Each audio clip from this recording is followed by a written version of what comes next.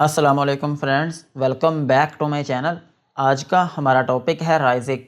आज हम बात करेंगे कि राइजिक क्या है और इसके क्या क्या इस्तेमाल हो सकते हैं। प्रेगनेंसी और डोज की बात करेंगे और लास्ट में हम इसके साइड इफ़ेक्ट्स के बारे में बात करेंगे। राइजिक ये एक एंटी अल्सर मेडिसिन है जो कि प्रोटॉन पंप इनहिबिटर ग्रुप से बिलोंग करती है और ये कैप्सूल, इंजेक्शन और साशे की फॉर्म में अवेलेबल है। जो राइजिक कैप्सूल है ये दो तरह का होता है, एक होता है 20 मिलीग्राम और एक होता है 40 मिलीग्राम। और राइजिक साशे जो है ये भी दो तरह के होते हैं, एक होता है 20 मिलीग्राम और एक होता है 40 मिलीग्राम। और राइजिक इंजेक्शन जो है ये एक ही तरह का होता है और ये 40 मिलीग्राम की स्ट्रेंथ में अवेलेबल है। और इनमें जो फार्मूला यूज़ हुआ है उसका नाम है ओमेप्राजोल।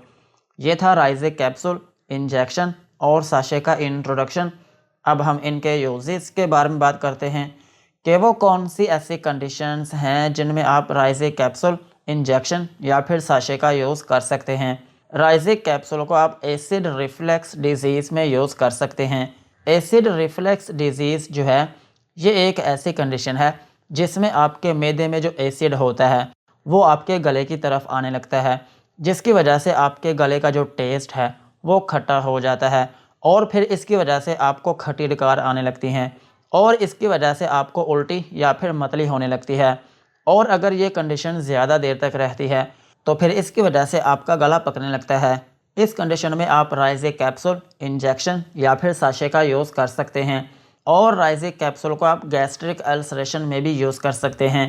अगर आपके मैदे में ज़ख़म है तो फिर इस कंडीशन में भी आप राइजिक कैप्सूल या फिर इंजेक्शन का यूज़ कर सकते हैं।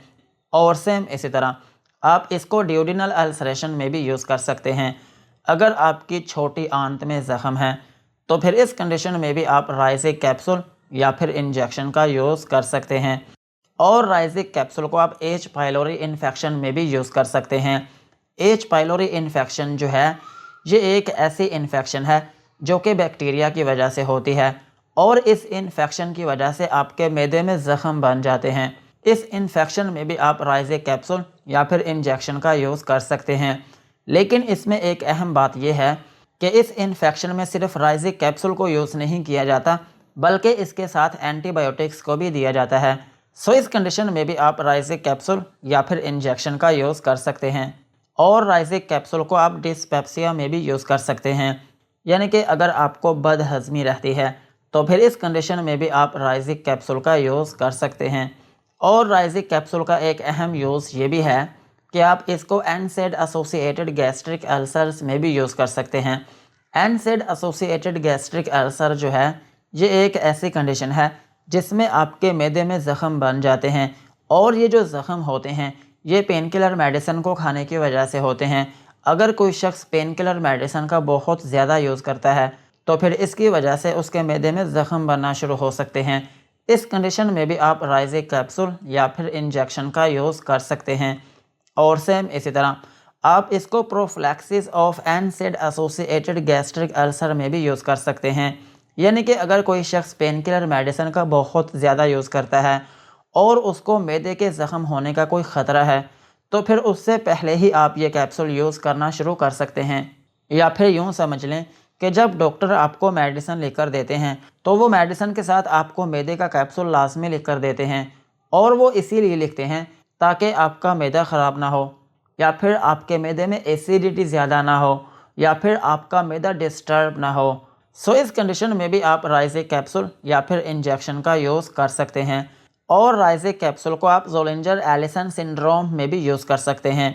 ज़ोलिंजर एलिसन सिंड्रोम जो है ये एक ऐसी कंडीशन है जिसमें आपके मैदे में बहुत ज़्यादा एसिड बनने लगता है और ये एसिड क्या करता है कि आपके मैदे में जो वॉल होती है उसको डैमेज करना शुरू कर देता है, जिसकी वजह से आपके मैदे में जलन होने लगती है और आपके मैदे में ज़ख़म बनने लगते हैं और इसकी वजह से आपको उल्टी आने लगती है।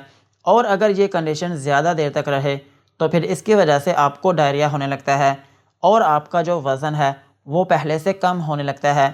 इस कंडीशन में भी आप राइजिक कैप्सूल या फिर इंजेक्शन का यूज़ कर सकते हैं। और राइजिक कैप्सूल को आप रिफ्लक्स एसोफेजाइटिस में भी यूज़ कर सकते हैं। रिफ्लक्स एसोफेजाइटिस जो है ये एक ऐसी कंडीशन है जिसमें तेज़ाबियत की वजह से आपके गले में स्वेलिंग हो जाती है। इस कंडीशन में भी आप राइजिक कैप्सूल या फिर इंजेक्शन का यूज़ कर सकते हैं। और सेम इसी तरह आप इसको इरोसिव इसोफेजाइटिस में भी यूज़ कर सकते हैं।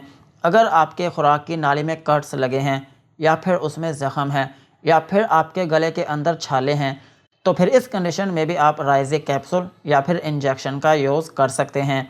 और राइजिक कैप्सूल या फिर इंजेक्शन को आप इयोसिनोफिलिक इसोफेजाइटिस में भी यूज़ कर सकते हैं। इयोसिनोफिलिक इसोफेजाइटिस जो है, ये भी आपके गले की ही एक कंडीशन है।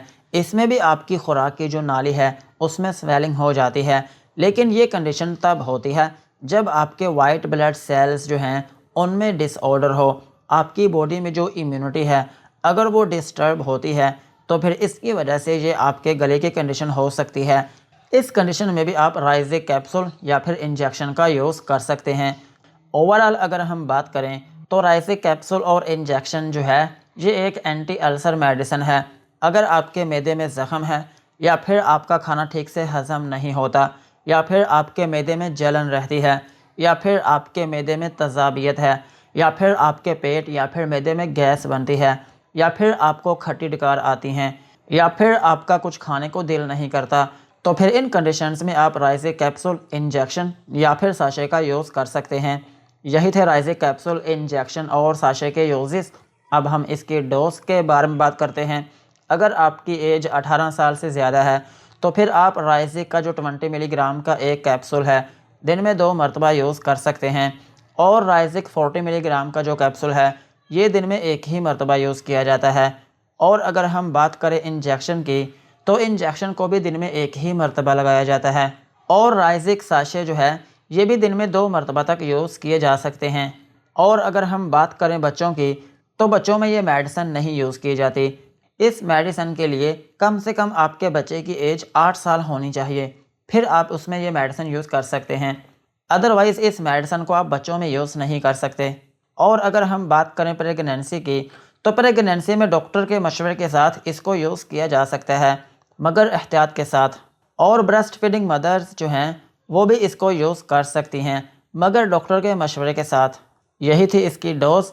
अब हम इसके साइड इफ़ेक्ट्स के बारे में बात करते हैं कि अगर आप राइजिक कैप्सूल या फिर इंजेक्शन का यूज़ करते हैं तो आपको क्या क्या नुकसानात हो सकते हैं। राइजिक कैप्सूल और इंजेक्शन को यूज़ करने से आपको हाइपर सेंसिटिविटी रिएक्शन हो सकता है, यानी कि आपकी स्किन के ऊपर रैशेस या फिर उसमें एलर्जी हो सकती है। और आपको नोज़िया या फिर वॉमिटिंग हो सकती है, यानी कि आपको उल्टी या फिर मतली आना शुरू हो सकती है। और आपको डायरिया हो सकता है, यानी कि लूज़ मोशन आना शुरू हो सकते हैं। और आपके पेट में दर्द हो सकती है। और आपको डिज़ीनेस हो सकती है, यानी कि थोड़ी बहुत नींद आना शुरू हो सकती है। और आपके सर में दर्द हो सकती है। और अगर आप इस मेडिसिन को लंबे अरसे तक यूज़ करते हैं तो फिर इसकी वजह से आपका मुंह खुश्क हो सकता है और आपकी आंखों में जलन हो सकती है या फिर आपकी आंखों में रेडनेस हो सकती है या फिर आपकी नज़र में धुंधलापन हो सकता है। और अगर आप इस मेडिसिन को बहुत ही ज़्यादा यूज़ करते हैं तो फिर इसकी वजह से आपको विटामिन B12 की कमी हो सकती है और आपको डायरिया रहने लग सकता है। यही थे राइजिक कैप्सूल, इंजेक्शन और साशे के uses, dosages and side effects. आज की वीडियो को यहीं पर ख़त्म करते हैं। वीडियो अच्छी लगी हो तो चैनल को सब्सक्राइब करें एंड बेल आइकन को प्रेस करें।